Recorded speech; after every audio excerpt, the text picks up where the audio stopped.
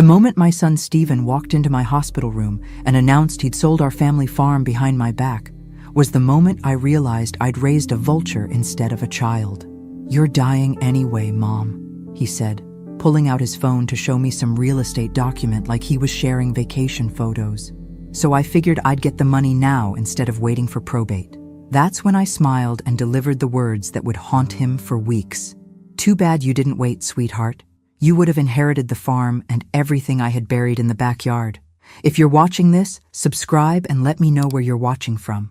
Let me take you back to how we got here, because Stephen's betrayal didn't happen overnight. It was years in the making, and I was too blind to see it coming. 3 weeks ago, I collapsed in my kitchen while making Sunday dinner. The pain in my abdomen was so fierce I thought I was being split in half. Stephen found me there an hour later, curled up on the linoleum floor like a wounded animal. Instead of panic or concern, his first words were about the mess I'd made when the soup pot fell. At Kansas City General, Dr. Morrison delivered what we thought was a death sentence: pancreatic cancer, stage 4, maybe 6 months if I was lucky. Stephen's reaction was telling. Not tears or questions about treatment options, but an immediate inquiry about my will and whether all the paperwork was in order. The family farm had been in the Thompson name for 4 generations. My great-grandfather had claimed those 150 acres in 1889, and every Thompson since had worked that land with their own hands. When Stephen was little, he'd follow me around the property like a devoted puppy, collecting eggs, feeding chickens, learning the rhythms of farm life. I thought he loved it as much as I did. But somewhere between his 18th birthday and his expensive college degree, Stephen decided farming was beneath him. He'd return for holidays with his perfectly manicured wife Jessica, their twin boys in their designer clothes, all of them treating my home like some quaint museum they were obligated to visit. "When are you going to sell this place and move somewhere civilized?" Jessica would ask, wrinkling her nose at the smell of fresh hay. Stephen would laugh and change the subject, but I caught the calculating looks he'd give the property, like he was already mentally dividing it up into dollar signs. Now, lying in this sterile hospital bed with machines beeping around me, I understood that he'd been planning this moment for years. The concerned son act, the offers to help manage my affairs, it had all been preparation for this theft. But Stephen had made one critical error. He assumed I was helpless, confused, ready to fade away quietly. He had no idea that behind my grandmotherly facade lived a woman who'd survived the Depression, raised a family alone after my husband died, and successfully managed a working farm for 40 years. The fool also had no idea what I'd actually buried in that backyard. The day I buried my secrets, Stephen was 12 years old and convinced he was going to be a famous baseball player. He spent that entire summer of 1995 in the backyard, practicing his swing against the old oak tree, completely oblivious to his mother digging holes in the moonlight like some deranged gardener. My husband Robert had died that spring. Sudden heart attack while fixing the barn roof. At 46, I found myself alone with a grieving child and a mountain of debt Robert had hidden from me. The farm was mortgaged to the hilt, creditors were circling like buzzards, and Stephen's college fund had mysteriously vanished into Robert's failed business ventures. But Robert, bless his secretive heart, had left me one final gift: a safety deposit box I knew nothing about, containing information that would change everything. Insurance policies I'd never seen, old documents, and most importantly, a letter explaining why our seemingly poor dirt farm was actually sitting on something valuable. "The mineral rights, Maggie," his letter read in that familiar scrawl. "Granddad Thompson knew what he was doing when he bought this land. The oil company's been sniffing around for decades, but I kept saying no. If something happens to me, don't let them lowball you. That land is worth millions." He was right. Within 6 months of his death, Petroleum Solutions Inc. came knocking with an offer that made my head spin. Not to buy the land, but to lease the mineral rights for oil drilling. The signing bonus alone was enough to pay off every debt and fund Stephen's entire education. But here's the thing about sudden wealth. It makes you paranoid. I'd seen too many farm families torn apart by money, children fighting over inheritances, marriages destroyed by greed. I decided Stephen would inherit the farm naturally when I died. But the money? The money needed protection from everyone, including my own son. So I did what any sensible farm woman would do.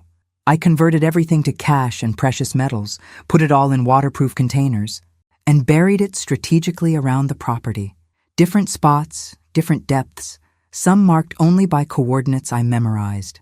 I told myself it was an emergency fund, protection against economic collapse, a guarantee that Stephen would always have something to fall back on. I never imagined I'd need protection from Stephen himself. Over the years, I added to my buried treasure. The yearly mineral rights payments, money from selling crops, even my Social Security checks. I kept enough for expenses and buried the rest. Stephen never questioned why I lived so modestly, or why I claimed to be land rich but cash poor. He was too busy with his important city life to care about his mother's finances. By 2020, when the oil company negotiated a new lease agreement, my backyard contained more wealth than most people see in a lifetime. Stephen still brought his family for obligatory visits, still made jokes about Mom's old-fashioned ways, never knowing he was playing frisbee over a fortune. The irony wasn't lost on me. Stephen had sold the farm to get his hands on what he thought was my entire estate, maybe $50,000 in savings, and an old house. If he'd shown even a shred of patience or human decency, he would have inherited millions. Instead, his greed had cost him everything.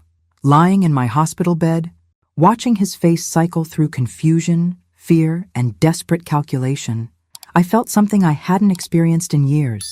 Perfect, crystalline satisfaction. Stephen thought he was so clever, manipulating a dying old woman. Too bad he had no idea this dying old woman had been playing chess while he was still learning checkers. Dr. Morrison's face was flushed with embarrassment when he walked into my room the next morning.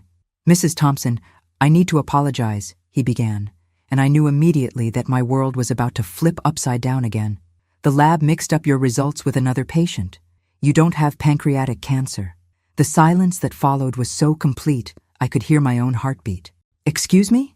You have a severe abdominal infection that's been masquerading as something much worse. It's completely treatable with antibiotics. You'll be going home in a few days, and with proper treatment, you should make a full recovery." I stared at him, processing this information while my mind raced through the implications. I wasn't dying.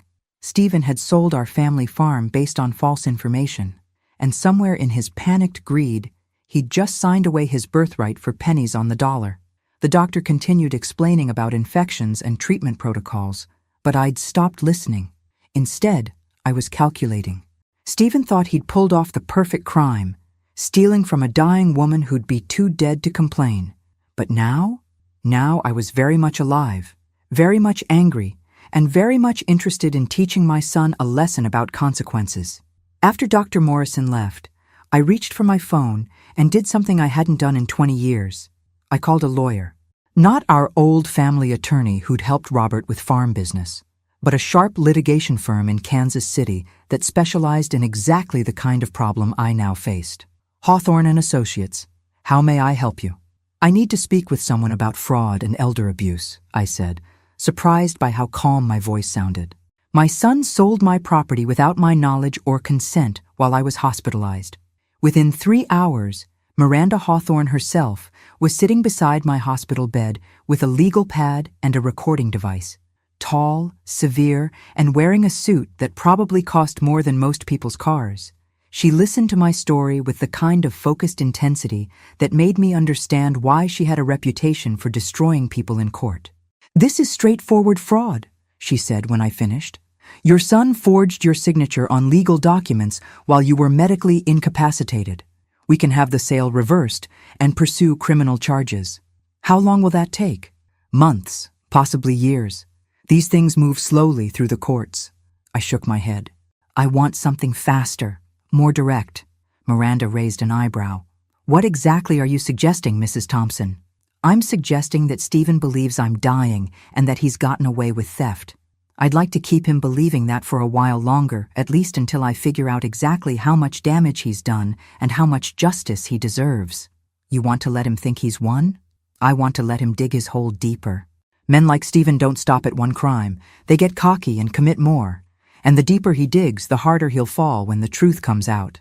Miranda smiled for the first time since entering my room. "Mrs. Thompson, I think we're going to work very well together. That evening, Stephen called to check on my final arrangements. His voice oozed fake concern, but I could hear the excitement underneath. He'd probably already spent his blood money in his head, planning the vacation he'd take or the new car he'd buy. "How are you feeling, Mom?" "Tired," I said, letting my voice sound weak and defeated. "The doctors say it won't be much longer. I'm sorry this is so hard. But you know I'll take care of everything. The farm sale is all finalized, so you don't have to worry about any of that paperwork." The sheer audacity took my breath away. He was actually presenting his theft as a kindness, like he'd done me a favor by stealing my property. "That's good, honey. I'm glad you're handling things. Try to rest. Mom, I'll see you soon." After he hung up, I lay in the dark planning. Stephen thought he was dealing with a helpless old woman on her deathbed. He had no idea he'd just declared war on someone with nothing left to lose and everything to gain. Tomorrow, I'd be discharged to what Stephen believed would be my final days. But instead of preparing for death, I'd be preparing for the most satisfying revenge of my life. The best part? Stephen had handed me all the ammunition I needed. The house felt different when I came home, violated somehow, like Stephen had already been through it with an appraiser's eye. I found evidence of his snooping everywhere. Drawers left slightly open, papers not quite in their original positions, even my jewelry box showing signs of investigation. He'd been cataloging my belongings like a vulture preparing for a feast. But Stephen had missed the most important thing entirely. While he'd been focused on obvious valuables, my grandmother's china, Robert's old tools, the antique furniture, he'd completely ignored the metal detector gathering dust in the basement. Robert had bought that detector 15 years ago during his brief treasure hunting phase. He'd spent weekends combing the property for Civil War artifacts and old coins, finding nothing but rusty nails and beer cans. I'd teased him about his expensive toy, never mentioning that I had my own use for it. Now, alone in my kitchen with the medical alert bracelet Stephen had insisted I wear, probably hoping it would summon an ambulance for my final moments, I retrieved Robert's detector and began the most important treasure hunt of my life. My first target was behind the old chicken coop, where I'd buried a waterproof case containing the original oil lease documents and approximately $50,000 in cash. The detector's steady beeping guided me to the exact spot, and within 20 minutes of digging, I was holding proof that Stephen had unknowingly sold property worth far more than he'd realized. The second site, near the apple orchard, yielded another case with gold coins and the deed information showing the farm's true mineral rights value. The third, by the fence line, contained bank statements and legal documents proving the annual royalty payments I'd been receiving for years. By sunset, I had recovered 7 different caches, each containing evidence of wealth that Stephen had never suspected existed. The cash alone totaled nearly $300,000. The gold and silver added another $100,000. But the real treasure was the documentation proving that our worthless farm generated over $200,000 annually in mineral rights payments. Stephen thought he'd sold a rundown farm for $500,000, probably congratulating himself on getting such a good price for Mom's old place. He had no idea he'd just given away property, generating that much income every 2 years, with millions more in untapped oil reserves. But here's what made it truly delicious. The sale contract required the new owners to honor all existing mineral rights agreements.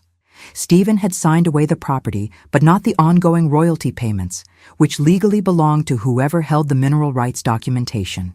And I held all of it.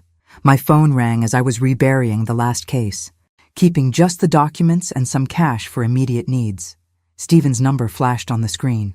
"Hi, honey," I answered, making my voice sound appropriately weak. "Mom, I've been thinking about your comfort during this difficult time. Maybe we should look into hospice care. Make sure you have proper medical support."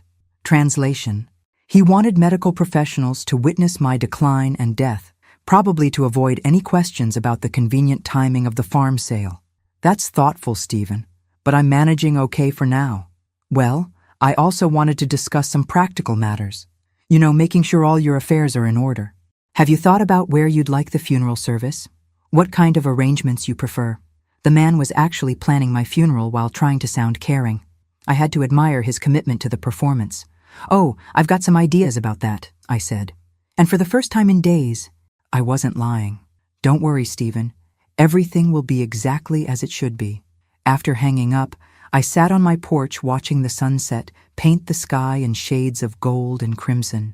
Somewhere in Kansas City, Stephen was probably celebrating his successful theft, maybe even calling Jessica to share the good news about his windfall. He had no idea that his dying mother was very much alive, very much angry, and now holding enough legal ammunition to destroy his life completely. The farm was gone, yes, but the real treasure had been right under his feet the whole time, and he'd been too greedy and impatient to realize it. Sometimes the best revenge is simply letting someone reveal exactly who they are. Tomorrow, I'd begin phase 2 of my education program for my ungrateful son. Stephen arrived for his final visit, with flowers and a funeral director's business card hidden in his jacket pocket. I saw him slip it back when he thought I wasn't looking, the same way he'd been hiding his true nature for years. But today, I was ready to start pulling back the curtain on his performance. "You look tired, Mom," he said, settling into Robert's old chair with the confidence of someone who already considered himself the man of the house. "Are you sure you don't want me to arrange for some help? Maybe someone to stay with you?" "I'm fine for now, honey, though I have been thinking about what you said about getting my affairs in order." His eyes lit up like Christmas morning. "That's good, Mom. That's really good. Do you want me to call our attorney? Help you review your will?" "Actually, I've been remembering some things your father told me before he died, about the property, about things he never got a chance to explain properly." Stephen leaned forward, trying to look concerned while practically salivating over potential new information about hidden assets. "What kind of things?" I let silence stretch between us, watching him fidget. Finally, I spoke. "Stephen, when you sold the farm, did you happen to mention to the buyers that there might be other valuable items on the property?" "Other valuable items?" His voice cracked slightly. "Well, your father was always talking about contingency plans, emergency funds, things buried for safekeeping." I paused, studying his face. "I assume you told them about the possibilities when you negotiated the sale price?" The color drained from Stephen's face as the implications hit him. If there was buried treasure on the property, and he hadn't disclosed it, the new owners would legally own whatever they found. He'd essentially given away unknown wealth along with the land. "Buried?" he whispered. "What exactly did Dad bury?" "Oh, you know your father, always worried about banks failing or the government taking everything. He converted quite a bit to cash and gold over the years. Said it was insurance for the family." I watched Stephen's hands begin to shake. "I can't remember exactly where he put everything. My memory isn't what it used to be." Stephen was doing rapid mental calculations, probably figuring out how much money he might have accidentally included in his theft. His greed was warring with his panic, creating the most delicious internal conflict. "How much cash are we talking about, Mom?" "Oh, I couldn't say exactly. He handled all that. But he did mention once that it was enough to take care of us for the rest of our lives." I coughed delicately. "Of course, now that the property's sold, I suppose it belongs to the new owners." "Wait!" Stephen stood up abruptly, pacing to the window. "Wait, we need to think about this. Maybe the sale isn't completely final yet. Maybe there's still time to renegotiate or add clauses about personal property." There it was, the exact reaction I'd been hoping for. Stephen was now frantically trying to figure out how to steal even more than he'd already stolen, which would require him to admit what he'd done. "I thought you said everything was finalized," I said innocently. "Well, yes, but there might be ways to modify the agreement, especially if there are material facts that weren't disclosed." He was thinking out loud now, too panicked to maintain his careful facade. "Mom, I need you to think carefully. Where might Dad have buried things? What did he tell you exactly?" "Stephen," I said, letting my voice carry just a hint of steel, "are you asking me to help you steal from the new property owners?" He froze, caught between his fake concern for his dying mother and his real concern for money he'd never legally owned. "No, of course not. I just meant, if there are family assets on the property, we should make sure they're properly accounted for." "Family assets that you included when you sold my property without my permission?"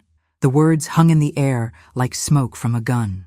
Stephen's carefully constructed story was beginning to crumble, and we both knew it. "Mom, I can explain." "Oh, I think you've explained quite enough for one day," I said, reaching for my phone.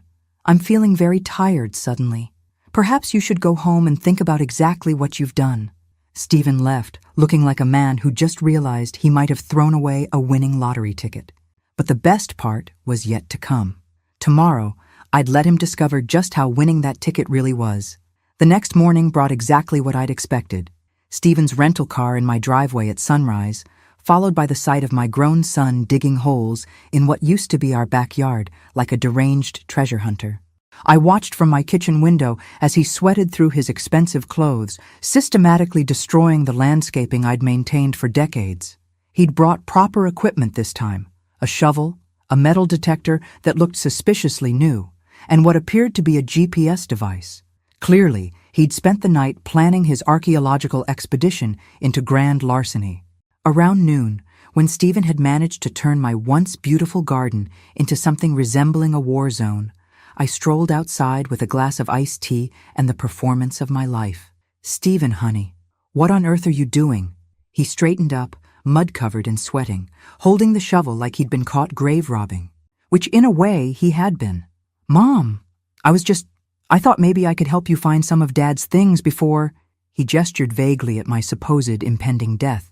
"That's so thoughtful, dear. Any luck?" The desperation in his eyes was almost pitiful. "Not yet. Mom, I really need you to remember everything Dad told you. Every detail about where he might have put things." I pretended to think hard, occasionally touching my temple like someone struggling with failing memory. "Well, there was something about the old oak tree, and maybe the area by the fence. Oh, and he spent a lot of time near the garden shed that last summer." Stephen nodded frantically, making mental notes of every location I mentioned. He had no idea I was sending him on a wild goose chase to areas where I'd never buried anything valuable. "Also," I added, watching him hang on every word, "he mentioned something about markers, special ways to remember the spots, but I could never make sense of his system." "What kind of markers?" "Oh, coordinates maybe? He was always writing down numbers in that little notebook of his." I paused dramatically. "I think I still have it somewhere." Stephen actually dropped his shovel. "You have Dad's notebook?" "Possibly. Though with my condition, I'm not sure I could find it even if I tried." I sighed heavily. And even if I could, what would be the point? The property belongs to someone else now." That's when Stephen finally cracked completely. "Mom, I need to tell you something." He sat down heavily on my porch steps, looking like a man about to confess to murder. "The farm sale. It wasn't exactly handled the way it should have been." "What do you mean?" "Honey, I may have expedited the process while you were in the hospital, without getting your full approval first." The understatement was so massive it was almost impressive. "Expedited how?" "I signed some papers, on your behalf. I thought I was helping, but now I realize I should have waited. Should have discussed it with you first."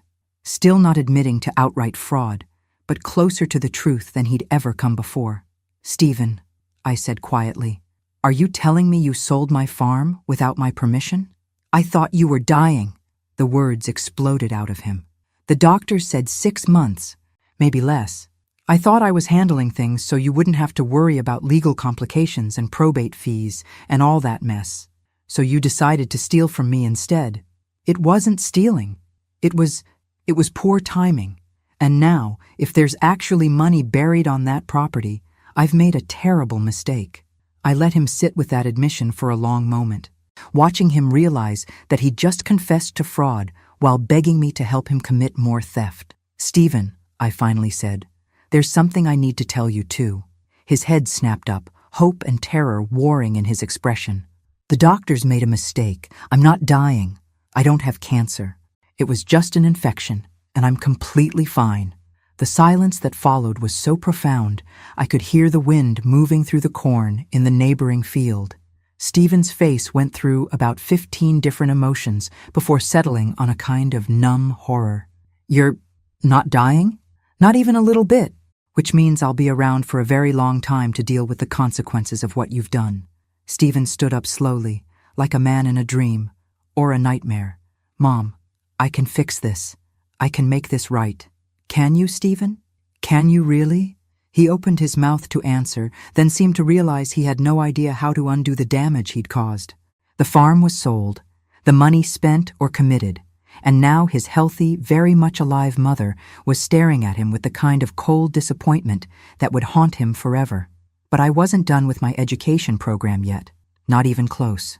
"Tell me, son," I said, my voice carrying 40 years of accumulated wisdom and recent fury. "Exactly how much did you get from my family's 4-generation legacy?"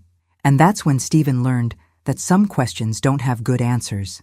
"500,000, Stephen whispered, and I watched 30 years of his carefully constructed self-image crumble in real time.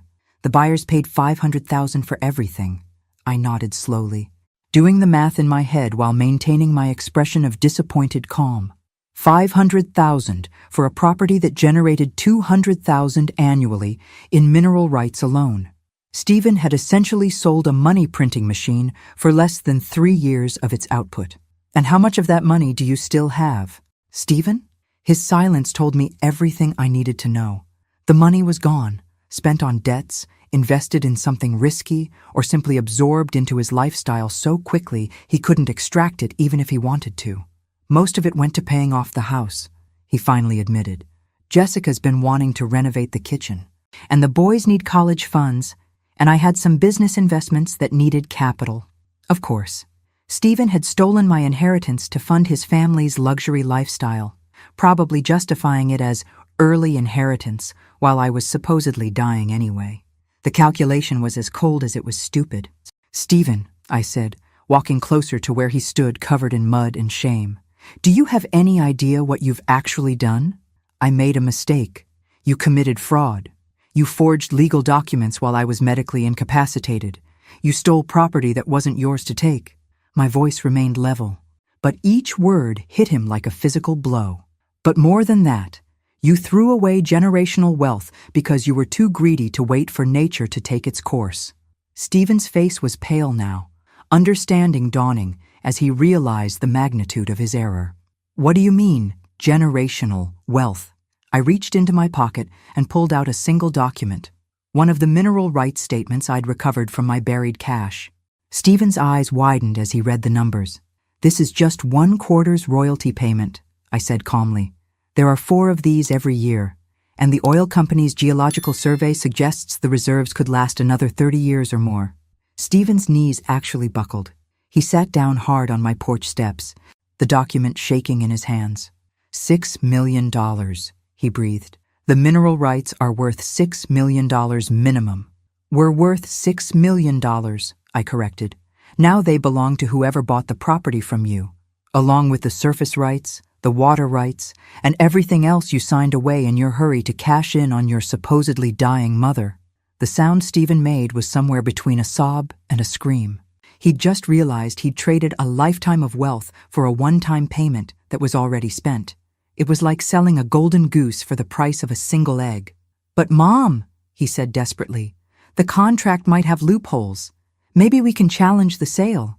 Maybe you should have thought about consequences before you committed fraud." Stephen looked up at me with eyes full of panic and desperate hope. "You could help me fix this. You could say you weren't competent when you signed, that the medication made you confused. But I didn't sign anything, Stephen. You forged my signature, remember?" The trap closed with an almost audible click. Stephen had just suggested that I lie to help him cover up his crimes, while simultaneously admitting those crimes existed. Every word out of his mouth was digging his hole deeper. "We're family," he whispered, playing his last card. "Families help each other." I looked down at my son, this man I'd raised, fed, clothed, educated, and loved unconditionally for 42 years, and felt something cold and final settle in my chest. "You're right, Stephen. Families do help each other. They don't steal from each other while pretending to provide care. They don't forge documents or lie to lawyers or sell their mother's heritage for spending money." Stephen was crying now, real tears of loss and terror. Not for me, not for the relationship he'd destroyed, but for the money he'd thrown away. "What happens now?" he asked. I smiled, and it wasn't a nice smile. "Now? Now you learn what consequences feel like." Miranda Hawthorne's law office felt like a temple to justice, all dark wood and legal precedents that had destroyed better men than Stephen. I sat across from her mahogany desk while she reviewed the evidence I'd brought. The forged documents, the hospital records proving my incapacitation during the sale, and most damaging of all, the recordings I'd made of Stephen's confessions. "This is ironclad," Miranda said, setting down the last document. "Criminal fraud, elder abuse, forgery. We could have him arrested today if you wanted." "I don't want him arrested," I said, surprising her. "I want something more educational." Miranda raised an eyebrow. "Educational? Stephen thinks he's clever. He thinks he outsmarted his dying mother and got away with the perfect crime. I want him to understand exactly how wrong he is before we lower the boom." "What did you have in mind?" I outlined my plan while Miranda took notes, occasionally smiling at the more creative elements. When I finished, she sat back in her chair with obvious admiration. "Mrs. Thompson, you have a delightfully twisted sense of justice. 42 years of raising Stephen taught me that some lessons require creativity." The next phase began immediately. Miranda's investigators started documenting every aspect of Stephen's fraud, while I played the role of confused, dying mother, who suspected something was wrong but couldn't quite figure out what. The beauty of the plan was that Stephen's own greed would provide most of the evidence we needed.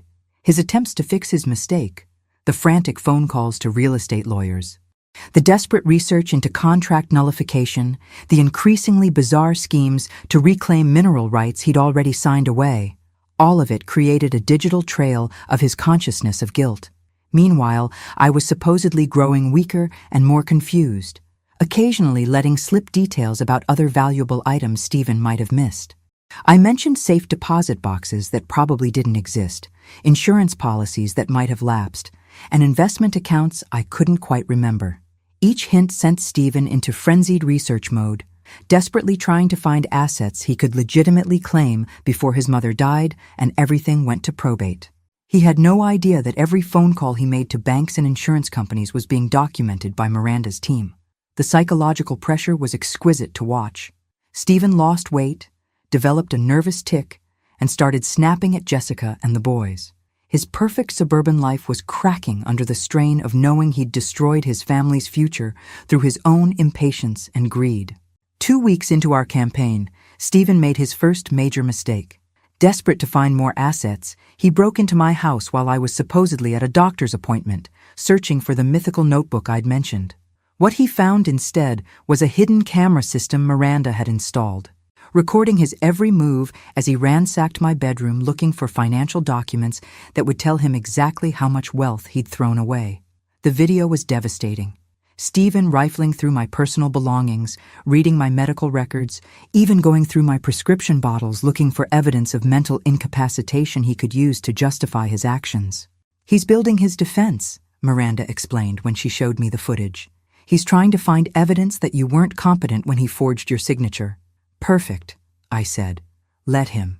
Because what Stephen didn't know was that Dr. Morrison had already provided a sworn statement about my mental clarity during my hospitalization. The medical records clearly showed I was fully competent when Stephen committed his fraud, making his current search for contrary evidence another form of obstruction of justice. Stephen was building a case against himself, one crime at a time. The final piece fell into place when Stephen, in his desperation, approached the people who'd bought the farm. He offered to buy back just the mineral rights, claiming there had been a family misunderstanding about what was included in the sale. The buyers, naturally, told him where he could stick his offer. But more importantly, they recorded the conversation and contacted their own lawyer, concerned that they might be caught up in some kind of fraud scheme. That's when the beautiful irony of Stephen's situation became complete. In trying to undo his theft, he'd actually confirmed it to multiple witnesses while creating evidence of his guilty knowledge. Stephen had outsmarted himself so thoroughly that even I was impressed. The confrontation I'd been planning for weeks finally came on a Thursday morning when Stephen arrived at my house with a moving truck and 2 men who looked like professional furniture movers. He'd clearly decided that if he couldn't reclaim the farm, he'd salvage whatever other assets he could find. "Mom," he said, trying to project authority while his voice shook with barely controlled panic, "I've arranged for some help moving you to a nice assisted living facility, somewhere you'll be more comfortable during your final weeks." I looked past him at the moving truck, understanding immediately what was happening.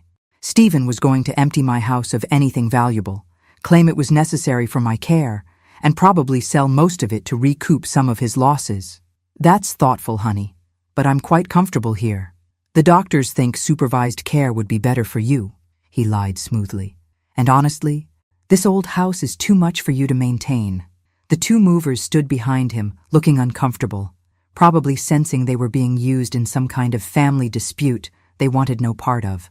Stephen, I said calmly, are you planning to steal my furniture too? His mask slipped completely. I'm not stealing anything. I'm trying to take care of you, and part of that means liquidating assets to pay for your care. Assets like my grandmother's china, my jewelry, the antique furniture that's been in this family for generations? Mom, you're not thinking clearly. The cancer is affecting your judgment. That's when I played my final card. Stephen, I don't have cancer. The words hit him like a physical blow. Behind him, the two movers exchanged glances and started backing toward their truck, recognizing the sound of a family situation about to explode. What? The diagnosis was wrong. I've been healthy for weeks now, which means I'm going to live long enough to see exactly what kind of person you really are. Stephen's face went through a rapid sequence of emotions: confusion, hope, fear, and finally, calculation. I could almost see him trying to figure out if this changed anything about his plans.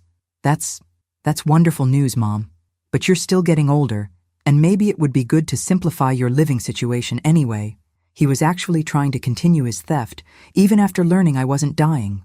The audacity was breathtaking. Stephen, I said, pulling out my phone, I'd like you to meet someone. Miranda Hawthorne stepped out from behind the moving truck, where she'd been waiting with a sheriff's deputy and a court order. The deputy was holding what looked like an arrest warrant. Stephen Thompson? The deputy asked. Yes? You're under arrest for fraud, elder abuse, and forgery. The next few minutes were a masterpiece of justice in action. As the deputy read Stephen his rights, Miranda served him with civil papers demanding the return of all proceeds from the fraudulent farm sale. The movers disappeared so quickly they might have been a mirage. But the most beautiful moment came when Stephen, handcuffed and facing the destruction of everything he'd thought he'd gained, turned to me with desperate eyes. Mom, please, I'm your son. I made a mistake, but we can fix this. Family forgives family. I looked at this man who'd raised lying to an art form, who'd stolen from his supposedly dying mother without a trace of conscience, who'd been willing to commit additional crimes to cover up his original theft. Stephen, I said quietly, you stopped being my son the moment you forged my signature. Now you're just a criminal who happens to share my DNA. The deputy led him away while Miranda and I watched from my porch. After the cars disappeared down my driveway, she turned to me with a satisfied smile. How does justice feel, Mrs. Thompson? I considered the question while looking out over the land that was no longer mine, thinking about the family legacy that had been traded for Stephen's mortgage payments and kitchen renovation. It feels like the first day of the rest of my life, I said, and for the first time in months, that felt like enough. 6 months later, I stood in the courtroom watching Stephen learn the true cost of his betrayal. The judge had just sentenced him to 2 years in federal prison for elder fraud, plus restitution of the full amount he'd stolen, money he no longer had and couldn't possibly repay. Jessica had filed for divorce 3 months ago, taking the boys and half of everything Stephen owned, which wasn't much after the lawyer's fees and legal settlements. The house they'd renovated with my stolen money was in foreclosure. Stephen's business partnership had dissolved when news of his criminal conviction made headlines. In trying to secure his family's financial future, Stephen had destroyed it completely. But the sweetest justice came from an unexpected source. The oil company that leased our mineral rights had been monitoring the ownership transfer. And when they learned about the fraud, they'd invoked a clause in their contract that voided any agreements made through illegal means. The mineral rights reverted to the last legitimate owner, me. I'd gotten my treasure back without spending a penny on lawyers or private investigators. Stephen's greed had been so obvious, so thoroughly documented, that the legal system had essentially prosecuted itself. Standing there watching my son shuffle out of the courtroom in handcuffs, I felt something I hadn't expected. Pity. Not for his situation. He'd earned every consequence. But for the man he'd chosen to become. The Stephen I'd raised would have been horrified by these crimes. That boy had helped me with farm chores, brought me flowers on Mother's Day, called me every week during college just to check in. Somewhere along the way, that child had been replaced by a stranger who saw family relationships as business transactions. After the sentencing, Miranda and I sat in her car outside the courthouse while she reviewed the final financial settlements. "The house will sell for enough to cover most of the restitution," she said. "Stephen's business assets will cover the rest. You should receive full compensation within 60 days. And the mineral rights? Completely restored. The oil company has already resumed payments to your account." She smiled. "Congratulations, Mrs. Thompson. You're officially a millionaire." I laughed, surprising both of us. At 68 years old, I'm finally rich enough to do whatever I want. What will you do? I'd been thinking about that question for months. The farm was gone, sold to buyers who'd made it clear they weren't interested in selling back. My house felt empty without the family memories that had once filled it. Stephen's betrayal had changed everything about my life, but maybe that wasn't entirely a bad thing. "I think I'll travel," I said finally. "See the places Robert and I always talked about visiting someday. Maybe buy a little house by the ocean where Stephen will never think to look for me." "You're going to disappear?" "I'm going to live. For the first time in 40 years, I'm going to live exactly the life I want, with exactly the people I choose to include in it." Miranda nodded approvingly. "Stephen will probably try to contact you when he gets out of prison. Let him try. I'll be somewhere he can't find me, living under a name he doesn't know, with money he'll never see." We sat in comfortable silence for a moment, watching regular people go about their regular lives, unaware that justice had just been served in the building behind us. "Mrs. Thompson," Miranda said finally, "I've been practicing law for 20 years, and I've never seen someone handle betrayal with such strategic brilliance. You should write a book." I smiled, thinking about all the buried secrets I'd never share, all the pain I'd transformed into power, all the lessons I'd learned about the difference between family and loyalty. "Maybe I will," I said, "though I think I'll change the names to protect the guilty." 2 years after Stephen's sentencing, I received a letter forwarded through 3 different addresses to reach my new home in coastal Maine. The handwriting was familiar, but somehow diminished, like its author had aged decades in the time he'd been away. "Dear Mom," it began, and I almost threw it away without reading further. But curiosity won out over wisdom, and I found myself drawn into Stephen's final attempt at manipulation. He'd learned about redemption and family forgiveness in prison, he wrote. He understood now how wrong he'd been, how his actions had destroyed not just my trust, but his own children's respect. He wanted a chance to make amends, to rebuild our relationship on a foundation of honesty and mutual respect. The letter was beautifully written, full of the kind of psychological insights that suggested either genuine growth or very good coaching from someone who understood manipulation. Given Stephen's history, I knew which was more likely. I set the letter aside and walked out onto my deck overlooking the Atlantic Ocean. My little house in Bar Harbor was everything I'd dreamed of: cozy, private, and completely mine. The mineral rights payments had allowed me to buy it outright, along with a new car and enough invested money to live comfortably for the rest of my life. I'd made new friends here, people who knew me as Margaret Collins, a widow who'd moved to Maine for the ocean air and small-town community. They had no idea about Stephen or the farm or the millions of dollars in my carefully managed investment accounts. For the first time in my adult life, I was exactly who I chose to be, not who someone else needed me to be. The phone rang as I was watching fishing boats return to harbor with their daily catch. The caller ID showed Jessica's number, which surprised me. Stephen's ex-wife and I hadn't spoken since the trial. "Margaret?" she said when I answered, using the name I'd changed to legally after moving. "I hope I'm not bothering you." "Hello, Jessica. How are the boys?" "They're good. Growing up fast. Actually, that's why I'm calling." She paused, and I could hear nervousness in her voice. "Tommy asks about you sometimes, about his grandmother. I know things ended badly with Stephen, but the boys are innocent," I finished for her. "Exactly. I wouldn't blame you if you said no, but if you ever wanted to see them, maybe write to them occasionally. I think it would mean a lot to them." I closed my eyes, thinking about my grandsons who'd become casualties of their father's greed. They'd lost not just their grandmother, but their understanding of family itself when Stephen's crimes came to light. "I'd like that," I said finally. "Very much."